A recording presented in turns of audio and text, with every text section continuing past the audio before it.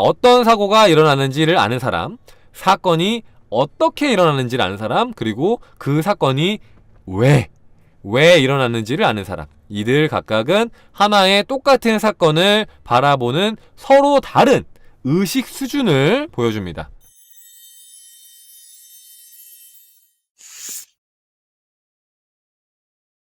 자, 인간은 매 순간 의미의 무한한 범위에 서 있습니다.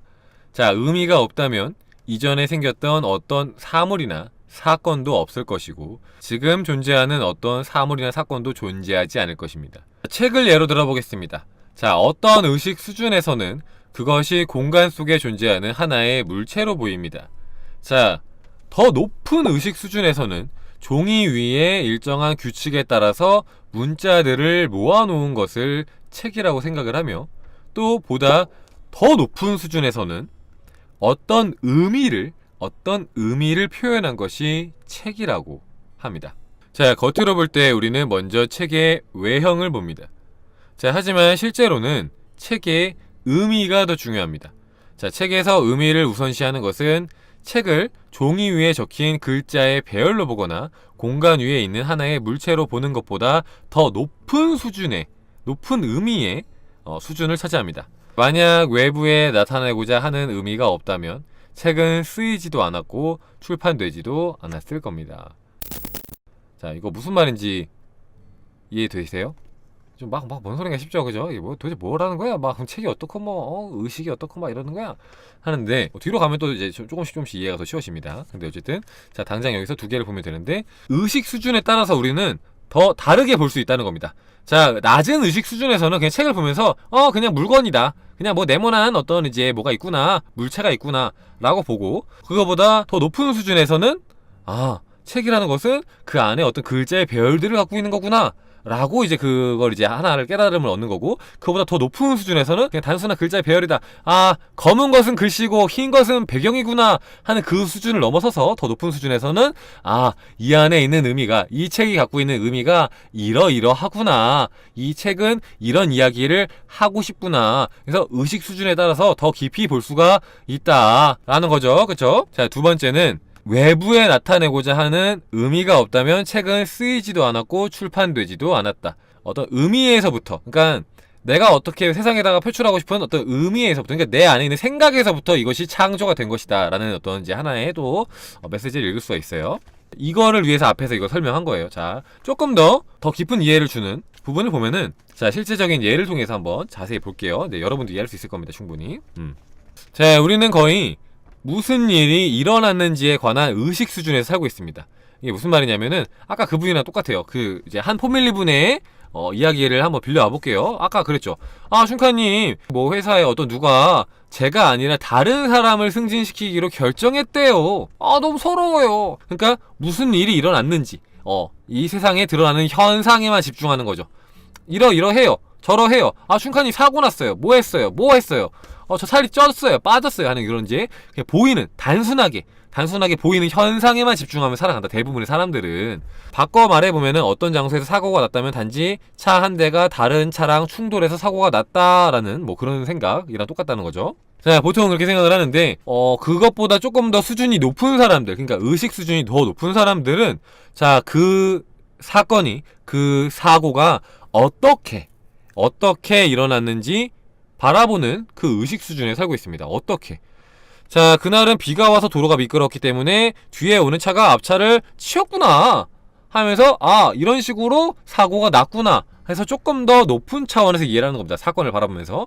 그러니까 이제 아까 그 예를 보면은, 저 사람이 직장 상사랑 조금 더 좋은 관계를 맺고 뭔가 일도 열심히 하면서, 그래서 저 사람이 뭔가 승진을 하는구나, 약간 조금 더 깊은 이해를 하는 거예요. 그 사건을 바라볼 때 단순하게 이렇게 됐다가 아니라 이러이러해서 이렇게 일어났구나 하는 게 이제 어떻게 수준에서 보는 겁니다. 어떻게 수준에서. 자, 이번에는 드문 경우인데, 우리들 중에 아주 극소수만이 왜 그런 사고가 발생했는지 묻는 가장 높은 원인의 측면으로 사고를 바라봅니다. 자, 그들은 그런 외부의 사건을 만들어낸 눈에 보이지 않는 의식의 상태를 인식하고 있습니다. 무슨 말입니까? 낮은 의식 차원에서는 그냥 사고가 났다. 거기서 조금 더 나아가면은 이러이러해서 사고가 났구나. 인데 더 높은 차원으로 가면 뭐다? 왜 이 사고가 났을까? 그 사람의 마음에 어떤 게 있었기 때문에 이 사고를 봤을까? 혹은 내가 내 마음속에 뭐가 있었기 때문에 이 사건이 왔을까?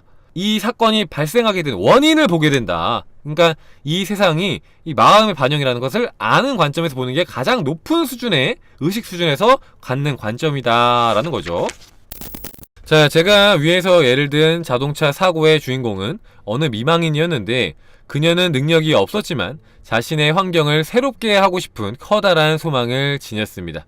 자신의 상상력을 올바르게 사용한다면 소망하는 일을 해낼 수 있다는 것을 듣고서 그녀는 자신이 원하는 곳에 실제로 살고 있다고, 자신이 원하는 곳에 자기가 살만한 능력이 없어요. 하지만 살고 있다고 상상을 했습니다. 자, 그래서 그녀는 이게 되게 중요한데, 그러니까 원하는 곳에서 가고 싶은데 재정적으로 풍요로운 마음이 아니기 때문에 돈이 들어오지 않고, 그러니까 뭔가 일이 잘 풀려서 돈이 들어오는 게 아니라, 자, 겉보기에는 손실처럼 보이는 사건을 불러들였습니다. 손실처럼 보이는 사건. 하지만 이 사고로 받은 보험금 덕분에 그녀는 삶에 원하는 변화를 가져올 수 있게 되었습니다. 자, 겉보기에는 우연한 사고처럼 보이지만 이건 너머의 원인이라는 것을 보면은, 즉, 자, 사고를 만들어낸, 창조한 그 의식 상태를 보면은 우리는 어디에도 우연한 사고라는 것은 없다는 결론에 도달하게 됩니다. 자, 삶에 주어진 모든 것들은 눈에 보이지 않는 어떤 의미를 가지고 있습니다. 자, 겉보기에는 우연한 사고처럼 보이지만 이곳 너머에는 이곳 너머에 왜라는 것을 볼 때, 즉 사고를 일으킨 의식의 상태를 볼 때 우리는 어디에도 우연이 없다는 것을 알게 됩니다. 자, 어떤 사고가 일어나는지를 아는 사람, 사건이 어떻게 일어나는지를 아는 사람, 그리고 그 사건이 왜 일어났는지를 아는 사람, 이들 각각은 하나의 똑같은 사건을 바라보는 서로 다른 의식 수준을 보여줍니다. 자, 한 단계씩 수준이 올라감에 따라서 사건의 진실에 조금씩 다가가게 됩니다. 자, 우리는 끊임없이 우리를 의미의 더 높은 수준, 즉 눈에 보이지 않지만 물질적인 사건들 위에 존재하는 의미까지 자신을 끌어올리기를 갈망해야 합니다. 하지만 의미 또는 삶의 현상의 원인은 항상 인간의 의식의 내부에서만 발견될 수 있다는 사실을 명심하십시오. 자, 그러니까 어쨌든 우리가 바라보는 의식 수준이 더 높아지는 것에 따라서 단순하게 보여지는 현상에만 집중할 것이냐, 그게 어떻게 일어나는지를 볼 것이냐, 왜 일어나는지를 볼 것이냐, 그것에 따라서 우리의 바라보는 태도도 달라지고 대처도 달라지겠죠. 그냥 일어나는 현상만 보고 있는 사람들은 어떻게 합니까? 그냥 징징대고 있고 말겠지. 이거 나 마음에 안 들어, 엉망이야, 이러고 말겠지. 맞잖아요. 근데 어떻게 일어나는지 아는 사람은 그 어떻게를 가지고 와서 그럼 나도 이렇게 한번 해봐야겠다 하실 거고, 자, 왜 그렇게 일어나는지 아는 사람들은 밖에서 뭔가를 바꾸려고 하는 게 아니라 내부에서 뭔가를 바꾸려고 하겠죠. 내부의 관념을 바꾸려고 하겠죠. 생각을 바꾸려고 하겠죠. 그렇게 해서 외부를 바꾸려고 하겠죠. 그래서 이제 여기에 나왔던 사례가 있잖아요. 내가 좋은 어떤 집으로 만약에 가고 싶어요. 근데 돈이 없어.